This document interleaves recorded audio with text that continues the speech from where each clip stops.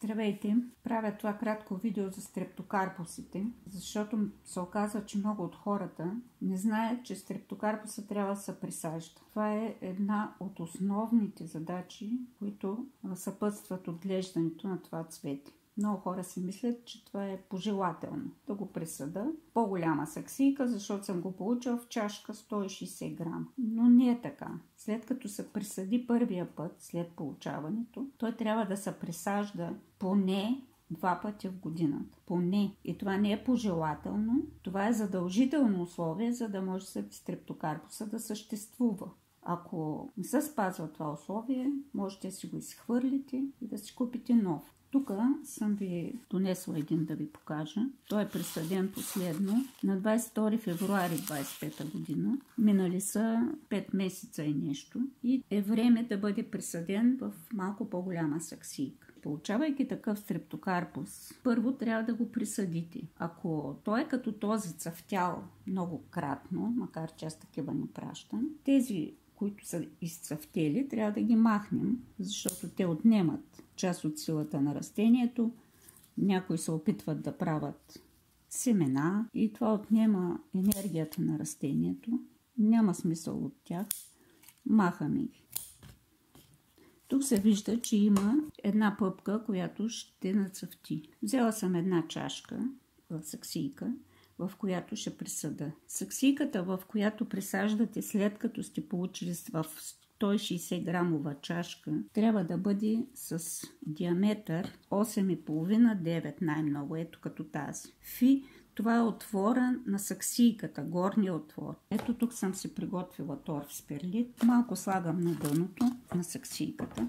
След това изваждам стрептокарпусчето от тази чашка. Вижте какво представлява изваденото стрептокарпусче. Колко много корени е образувало, на дъното се влачат тия корени. Част от кореновата система трябва да се отстрани, когато се присажда.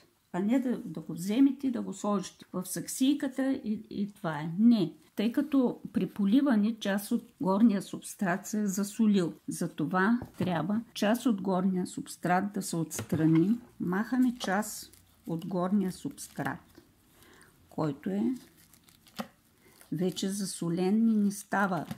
След това махам част от кореновата система и част от субстрата на дъното. Ето това е, което остава. Това, което остана, трябва да отиде в саксийката. В саксийката съм насипала малко от торфа, поставям го вътре и досипвам покрай него с нов субстрат. Това, което е важно е, че трябва да махнете част от корените и засолената пръст, засолената почва при всяко присаждане. Ето това се получи. Сега малко ще го полея. Никога не поливайте прекалено много. Като начало малко да се вземе водичка. По-късно може още, ако се налага. Ето толкова е достатъчно.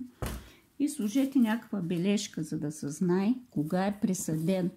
За да можете нагоре-долу на 4 месеца младите да ги присаждате. Възрастните растения поне 2 пъти в годината. Пролет и есен. За да може през пролетта те да започнат да ви цъфтат изобилно, да ви радват и да оцелеят. Възрастните растения също трябва да се присаждат, както и младите. Това исках да ви кажа и покажа. Пожелавам ви успех с стрептокарпусите и до нови срещи. Чао!